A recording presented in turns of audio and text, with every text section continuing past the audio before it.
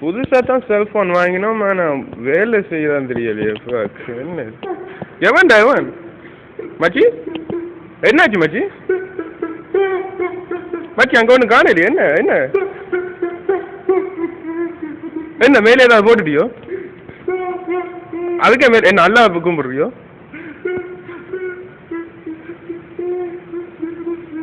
மச்சி எதுக்கு குனியிற வயிற்று கிடக்குதோ?